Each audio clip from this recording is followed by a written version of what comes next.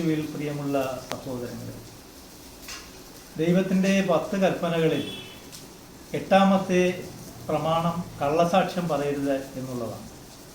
അതിന് ലോക അവസാനം വരെ പ്രത്യേക അർത്ഥതലങ്ങളുണ്ട്, സാന്ദർഭികമായ സവിശേഷതകളുമുണ്ട്.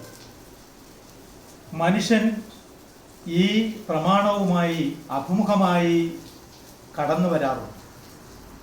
ദുഷ്ടലാപ്പോടുകൂടി അഥവാ സ്വാർത്ഥ താല്പര്യത്തോടുകൂടി ഒരാളെ നിർബന്ധിക്കുകയോ പ്രേരിപ്പിക്കുകയോ ചെയ്യുമ്പോൾ പോലും അയാൾ കള്ളസാക്ഷ്യത്തിൻ്റെ അതിർവരമ്പിലാണ് നിൽക്കുന്നത്.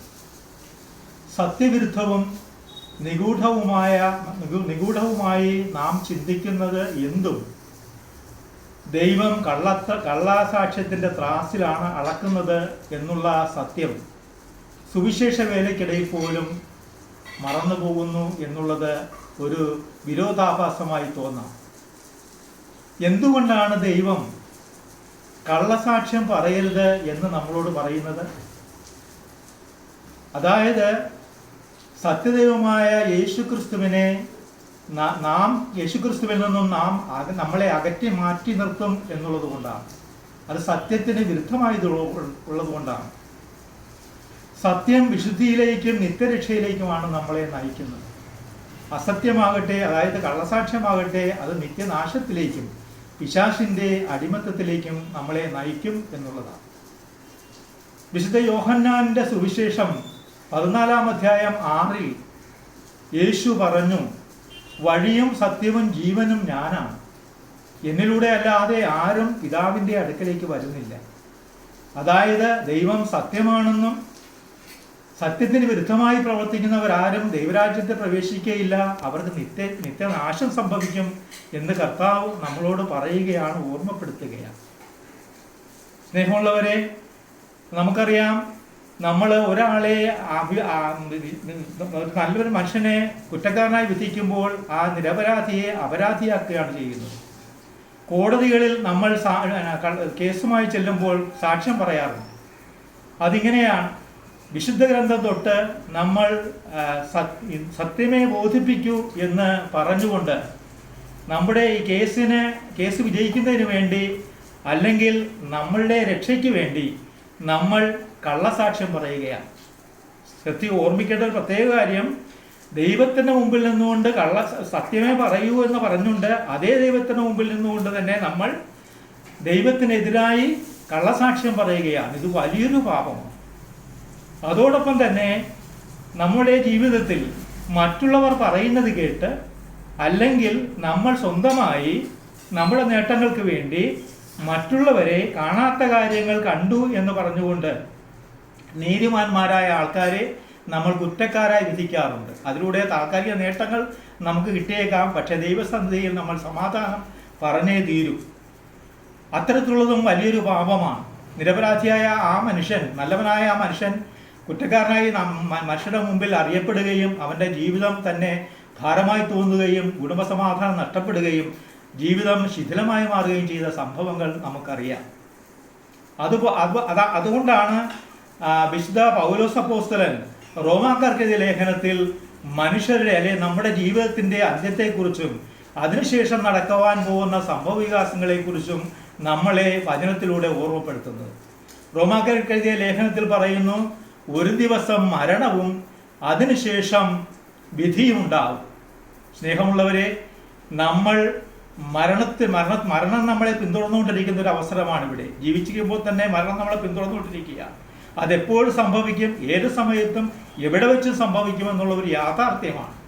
ഈ മരണം സംഭവിക്കുമ്പോൾ ഇന്ന് നമ്മൾ നേടിയിട്ടുള്ളതും സമ്പാദിച്ചിട്ടുള്ളതും നമ്മുടെ നേട്ടങ്ങളും എല്ലാം സർവ്വതും എന്ന് വേണ്ട നമ്മുടെ ശരീരം പോലും നമ്മൾ ഈ ഭൂമിയിൽ ഉപേക്ഷിക്കേണ്ടതായിട്ട് വരും. ആ ശരീരം ജീർണാവസ്ഥയിലേക്ക് പോയി നശിച്ച് നാമാവശേഷമായി പോകുന്ന അതുവരെ ഉപേക്ഷിച്ച് പോവുകയാണ്. എന്നാൽ ആത്മാവ് നഷ്ടപ്പെടുന്നില്ല എന്നുള്ള സത്യം നമുക്കറിയാം.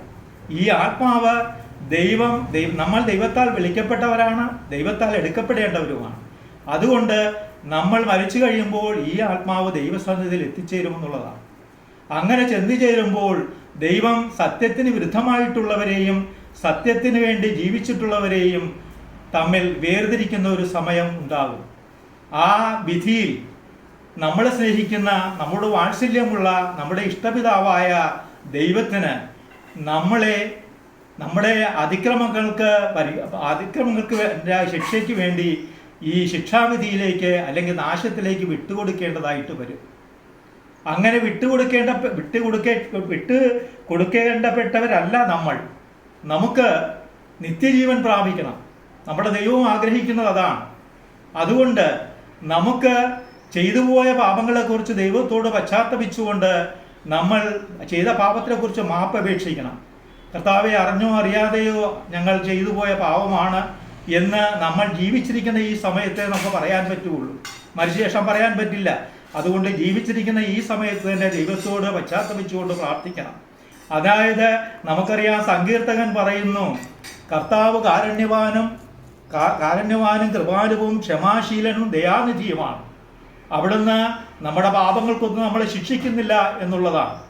അതുകൊണ്ട് കാരുണ്യവാനും ദയാനിധിയുമായ ആ കർത്താവിനോട് പ്രാർത്ഥിക്കുമ്പോൾ കർത്താവ് നമ്മുടെ പാപങ്ങൾ പൊറുക്കുകയും നമ്മളോട് ദയ കാണിക്കുകയും നമ്മുടെ പാപങ്ങളെല്ലാം ക്ഷമിച്ച് നമ്മളോട് കൃപ കാണിക്കുകയും ചെയ്യും എന്നുള്ളത് കൊണ്ട് എന്നെ കേൾക്കുന്ന, ഈ വചനം ശ്രവിക്കുന്ന നമ്മൾ ആരെങ്കിലും തന്നെ ഈ പറഞ്ഞ കൽപ്പനകൾക്ക് വിരുദ്ധമായി കൽപ്പനകൾ ലംഘിച്ചു പോയിട്ടുണ്ടെങ്കിൽ നമുക്ക് ദൈവത്തിൻ്റെ അഭിഷിക്തനായ വൈദികനോട് കുംഭസാരമെന്ന കൂദാശയിലൂടെ നമ്മുടെ പാപങ്ങൾ ഏറ്റുപറഞ്ഞുകൊണ്ട് ദൈവത്തോട് മാപ്പനായി അപേക്ഷിക്കുകയും ആ ദൈവം നമ്മുടെ പാപങ്ങൾക്ക് പരിഹാരം ചെയ്തുകൊണ്ട് വൈദികനിലൂടെ പാപത്തിന് പരിഹാരം കണ്ടെത്തി നമ്മളെ അനുഗ്രഹിച്ച് നമ്മുടെ ഘോരമായ പാപങ്ങൾ പോലും തൂമഞ്ഞു പോലെ വെളുപ്പിച്ച് ദൈവത്തിന് ഇഷ്ടമുള്ളവരായി തീർക്കുവാൻ സാധിക്കും.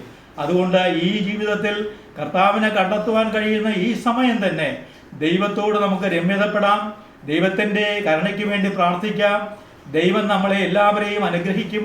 കർത്താവിൻ്റെ കരുണ നമ്മുടെ ജീവിതത്തിൽ ഉണ്ടാകുവാൻ വേണ്ടി നമ്മുടെ മനസ്സും ശരീരവും ആത്മാവും ജീവനും കർത്താവിലേക്ക് സമർപ്പിച്ചുകൊണ്ട് അവിടുത്തെ വാഗ്ദാനമായ പരിശുദ്ധാത്മാവിനെ ഞങ്ങൾക്ക് അയച്ചു തന്നുകൊണ്ട് കർത്താവെ, ഞങ്ങൾക്ക് ആ വിശ്വാസത്തിൽ ദൈവത്തെ രക്ഷകൻ നാഥനുമായി സ്വീകരിക്കുവാനുള്ള ശക്തി ലഭിക്കുവാൻ, അവിടുത്തെ ആത്മാവിനാൽ നിറഞ്ഞു ജീവിക്കുവാൻ ഞങ്ങളെ സഹായിക്കണമേ എന്ന് നമുക്ക് ദൈവത്തിൻ്റെ കരുണയ്ക്ക് വേണ്ടി പ്രാർത്ഥിക്കാം. ദൈവം നമ്മളെ എല്ലാവരെയും അനുഗ്രഹിക്കട്ടെ എന്ന് പ്രാർത്ഥിക്കുന്നു. ആമേൻ.